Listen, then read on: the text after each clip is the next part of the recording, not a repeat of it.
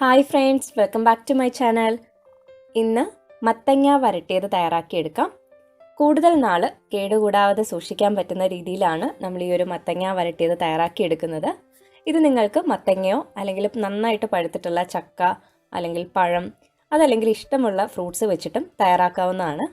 അപ്പോൾ നമുക്ക് ഈ മത്തങ്ങ വരട്ടിയത് എങ്ങനെയാണ് പ്രിപ്പയർ ചെയ്യുന്നതെന്ന് നോക്കാം. വീഡിയോയിലേക്ക് പോകുന്നതിന് മുന്നേ നിങ്ങൾ ആദ്യമായിട്ടാണ് ഈ ചാനൽ കാണുന്നതെങ്കിൽ സബ്സ്ക്രൈബ് ചെയ്യുക. തുടർന്നും വീഡിയോസിൻ്റെ നോട്ടിഫിക്കേഷൻ കിട്ടുന്നതിനായിട്ട് ആ തൊട്ടടുത്തുള്ള ബെല്ലൈക്കൺ കൂടി ക്ലിക്ക് ചെയ്ത് ഓൾ ഓപ്ഷൻ സെലക്ട് ചെയ്ത് വെക്കാം. വീഡിയോയിലേക്ക് പോകാം. മത്തങ്ങ വരട്ടിയത് തയ്യാറാക്കുന്നതിനായിട്ട് ഞാനിവിടെ 2 കിലോയുള്ള മത്തങ്ങയാണ് എടുത്തിട്ടുള്ളത്. നന്നായിട്ട് പഴുത്തിട്ടുള്ള മത്തങ്ങ എടുക്കുന്നതാണ് കുറച്ചുകൂടി നല്ലത്. മത്തങ്ങ നന്നായിട്ട് ക്ലീൻ ചെയ്ത് അതുപോലെ അതിൻ്റെ സീഡൊക്കെ മാറ്റി ചെറിയ പീസസ് ആയിട്ട് കട്ട് ചെയ്ത് വെക്കാം. ഇനി നമുക്ക് ഇതിലേക്ക് വേണ്ട ശർക്കര ഒന്ന് ഉരുക്കിയെടുക്കാം. അതിനായിട്ട് ഞാനിവിടെ 1 കിലോ ശർക്കരയാണ് എടുത്തിട്ടുള്ളത്. ഇതുപോലെ ക്യൂബ്സ് ആയിട്ടുള്ള ശർക്കര എടുത്തിട്ടുണ്ട്. ഇനി നമുക്കിതിലേക്കൊരു 1 മുതൽ 1.5 കപ്പ് വെള്ളം വരെ ചേർത്തിട്ട് ഇതൊന്ന് ഉരുക്കിയെടുക്കാം. ശർക്കരയുടെ അളവ് നിങ്ങൾക്ക് 1 കിലോ മുതൽ 2 കിലോ വരെ ചേർക്കാം. അത് ഓരോരുത്തരുടെയും മധുരത്തിനനുസരിച്ച്. ഞാനിവിടെ 2 കിലോ മത്തങ്ങയ്ക്ക് 1 കിലോ ശർക്കര വെച്ചിട്ടാണ് ചെയ്യുന്നത്. ഇത് അത്യാവശ്യം മധുരമുള്ള ഒരു വരട്ടിയതാണ്. ഇനി ഇത് നന്നായിട്ടൊന്ന് ഉരുക്കി എടുക്കാം. ഈ ശർക്കര ഉരുകുന്ന സമയം നമുക്ക് മത്തങ്ങ വേവിച്ചെടുക്കാം. അതിനായിട്ടൊരു ഉരുളിയാണ് എടുത്തിരിക്കുന്നത്. നന്നായിട്ട് ഉരുളി ചൂടായിട്ട് വരുമ്പോൾ നമുക്കൊരു 4 ടേബിൾ സ്പൂൺ നെയ്യ് ചേർക്കാം. അത്യാവശ്യം നെയ്യ് ചേർത്തിട്ടാണ് നമ്മളിത് വരട്ടിയെടുക്കുന്നത്. നെയ്യ് നന്നായിട്ട് ചൂടായി വന്നിട്ടുണ്ട്. ഇനി നമുക്ക് മുറിച്ച് വെച്ചിട്ടുള്ള മത്തങ്ങയുടെ കഷ്ണങ്ങൾ ഇട്ട് കൊടുക്കാം. ഇനി ഇത് നെയ്യിൽ നന്നായിട്ടൊന്ന് വഴറ്റിയെടുക്കാം. ഇത് നന്നായിട്ട് പഴുത്തിട്ടുള്ള മത്തങ്ങ ആയതുകൊണ്ട് ഒരു 10-20 മിനിറ്റ് കൊണ്ട് തന്നെ വെന്ത് കിട്ടും. അല്ലാന്നുണ്ടെങ്കിൽ നിങ്ങൾക്കിതൊരു 2 വിസിലിൽ പ്രഷർ കുക്കറിൽ വേവിച്ചെടുക്കാവുന്നതാണ്. മത്തങ്ങ നന്നായിട്ട് ഈ നെയ്യിലൊന്ന് മിക്സ് ചെയ്തെടുക്കാം. അത് നമ്മൾ എടുക്കുന്ന മത്തങ്ങയുടെ വെറൈറ്റി അനുസരിച്ച് അതിൻ്റെ വേവിലും ചെറിയ വ്യത്യാസം ഉണ്ടാവും. ഇനി നമുക്കിത് അടച്ചു വെച്ച് മത്തങ്ങ നന്നായിട്ടൊന്ന് വേവിച്ചെടുക്കാം ചെറിയ തീയിൽ. ഈ സമയം ശർക്കര നന്നായിട്ട് ഉരുകി വന്നിട്ടുണ്ട്. ഇനി നമുക്ക് ഇത് അരിച്ചിട്ട് മാറ്റി വയ്ക്കാം. ഈ ശർക്കരയിൽ എന്തെങ്കിലും അഴുക്കോ കല്ലോ ഒക്കെ ഉണ്ടെങ്കിൽ അതൊക്കെ മാറ്റുന്നതിനായിട്ട് അരിച്ചു മാറ്റി വയ്ക്കാം.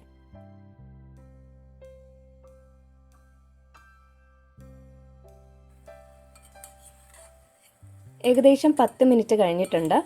മത്തങ്ങ ഒരു പകുതി വേവായിട്ട് വന്നിട്ടുണ്ട്. ഈ വരട്ടിയത് നമ്മൾ തയ്യാറാക്കുമ്പോൾ ഒട്ടും തന്നെ വെള്ളം ചേർക്കാതെയാണ് തയ്യാറാക്കി എടുക്കാൻ പോകുന്നത്. മത്തങ്ങയിൽ നിന്ന് തന്നെ വെള്ളം ഇറങ്ങി വരും. ഇനി ഇടയ്ക്ക് അതൊന്ന് ഉടച്ചു കൊടുക്കാവുന്നതാണ്. ഏകദേശം 20 മിനിറ്റ് കൊണ്ട് മത്തങ്ങ നന്നായിട്ട് വെന്ത് വന്നിട്ടുണ്ട്. ഇനി ഇതുപോലൊരു മാഷർ ഉപയോഗിച്ച് മത്തങ്ങ നന്നായിട്ട് ഉടച്ചെടുക്കാം. ഇങ്ങനെ ഉടച്ചെടുക്കാം. അതല്ലെങ്കിൽ നിങ്ങൾക്ക് മിക്സിയിൽ നന്നായിട്ടൊന്ന് പ്യൂരേ ചെയ്തെടുത്തിരുന്നാലും മതി. ഇതിപ്പോൾ ഞാൻ ഇങ്ങനെ ഉടച്ചെടുത്തിട്ടാണ് ചെയ്തത്. നന്നായിട്ട് മത്തങ്ങ ഒന്ന് ഉടഞ്ഞു വന്നിട്ടുണ്ട്. ഇനി നമുക്ക് ഈ മത്തങ്ങയിൽ നിന്നുള്ള വെള്ളം നന്നായിട്ടൊന്ന് വറ്റിച്ചെടുക്കാം. അത് കുറച്ച് സമയമെടുത്ത് നമ്മൾ ഈ മത്തങ്ങയിലെ വെള്ളം കംപ്ലീറ്റ് ആയിട്ട് വറ്റിച്ചെടുക്കണം.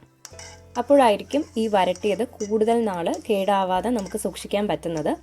അതുപോലെ മത്തങ്ങയിൽ വെള്ളം ഉണ്ടെങ്കിൽ ഇത് പെട്ടെന്ന് തന്നെ ഇത് പുറത്തേക്കൊക്കെ തെറിക്കാനുള്ള ചാൻസ് ഉണ്ട്.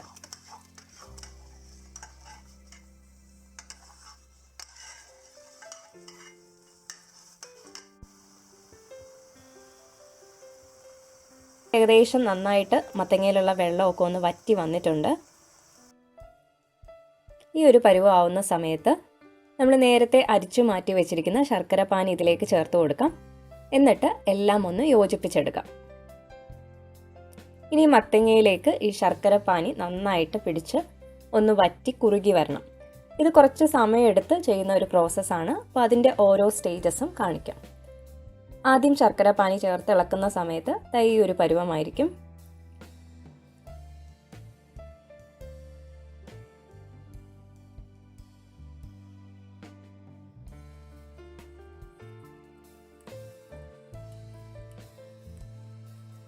നന്നായിട്ട് തിളച്ച് കുറുകി വന്നിട്ടുണ്ട്.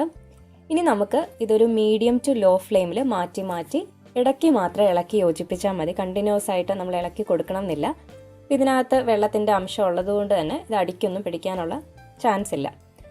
ഇടയ്ക്ക് മാത്രം ഒന്ന് ഇളക്കി യോജിപ്പിച്ച് കൊടുക്കാം. ഇത് പുറത്തേക്ക് തെറിക്കുന്നുണ്ടെങ്കിൽ നമ്മളൊരു മൂടി വെച്ച് ഇതൊന്ന് അടച്ചു വെച്ചിട്ട് വേണം ഈ ഒരു വരട്ടിയത് തയ്യാറാക്കിയെടുക്കാനായിട്ട്.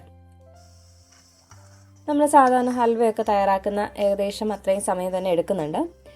ഇനി നമുക്കിതിലേക്കൊരു 2 ടീസ്പൂൺ ഏലക്ക പൊടിച്ചതും അതുപോലെ 1 ടീസ്പൂൺ ചുക്ക് പൊടിച്ചതും കൂടി ചേർത്തിട്ട് ഒന്ന് ഇളക്കി യോജിപ്പിക്കാം. അപ്പോൾ ഈ വരട്ടിയതിന് നല്ലൊരു ഫ്ലേവർ ആയിരിക്കും.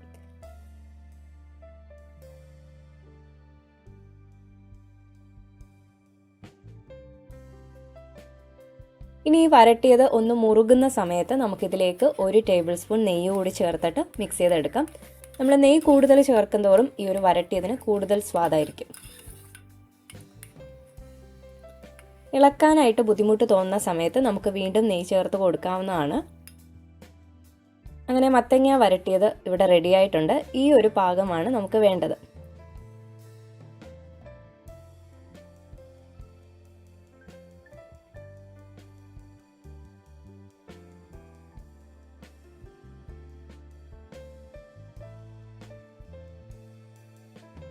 ഇത് നന്നായിട്ട് തണുത്തതിന് ശേഷം മാത്രം എയർ ടൈറ്റ് കണ്ടെയ്നറിൽ സ്റ്റോർ ചെയ്യാം. ഇത് ഫ്രിഡ്ജിലാണെന്നുണ്ടെങ്കിൽ ഒരു 6 മാസം വരെയൊക്കെ ഇത് ഫ്രഷ് ആയിട്ട് തന്നെ ഇരിക്കും. ഫ്രീസറിലാണെങ്കിൽ നമുക്ക് സിപ്ലോക്ക് ബാഗിലാക്കിയിട്ട് 1 വർഷം വരെ ഫ്രഷ് ആയിട്ട് തന്നെ ഇത് സൂക്ഷിക്കാൻ പറ്റും. ഇത് റൂം ടെമ്പറേച്ചറിൽ ഇരിക്കുകയാണെന്നുണ്ടെങ്കിലും ഈ മത്തങ്ങ വരട്ടിയത് ഒട്ടും തന്നെ ചീത്താവില്ല, നല്ല ഫ്രഷ് ആയിട്ട് തന്നെ ഇരിക്കും. അപ്പോൾ നമുക്ക് ആവശ്യമുള്ള സമയത്ത് ഇതിൽ നിന്ന് എടുത്തിട്ട് നമുക്ക് ഓരോ റെസിപ്പീസ് തയ്യാറാക്കിയെടുക്കാവുന്നതാണ്. ഇത് നമുക്ക് മത്തങ്ങയ്ക്ക് പകരം വേണമെങ്കിൽ നന്നായിട്ട് പഴുത്തിട്ടുള്ള ചക്കയോ അല്ലെങ്കിൽ പഴം അല്ലെങ്കിൽ ഇഷ്ടമുള്ള ഫ്രൂട്ട്സ് ഒക്കെ വെച്ചിട്ടും നമുക്ക് ഈ വരട്ടിയത് തയ്യാറാക്കിയെടുക്കാവുന്നതാണ്. അപ്പോൾ ഈ രീതിയിൽ മത്തങ്ങ വരട്ടിയത് തയ്യാറാക്കിയിട്ട് നിങ്ങളുടെ ഫീഡ്ബാക്ക് അറിയിക്കാൻ മറക്കരുത്. അതുപോലെ നിങ്ങൾക്ക് ഈ വീഡിയോ ഇഷ്ടമായിട്ടുണ്ടെങ്കിൽ ലൈക്ക് ചെയ്യാനും ഷെയർ ചെയ്യാനും കമൻറ്റ് ചെയ്യാനും പുതുതായിട്ട് ചാനൽ കാണുന്നവർ സബ്സ്ക്രൈബ് ചെയ്യാനൊന്നും മറന്നു പോകരുത്. അപ്പോൾ നമുക്ക് വീണ്ടും പുതിയ റെസിപ്പീസുമായിട്ട് കാണാം. Thank you for watching.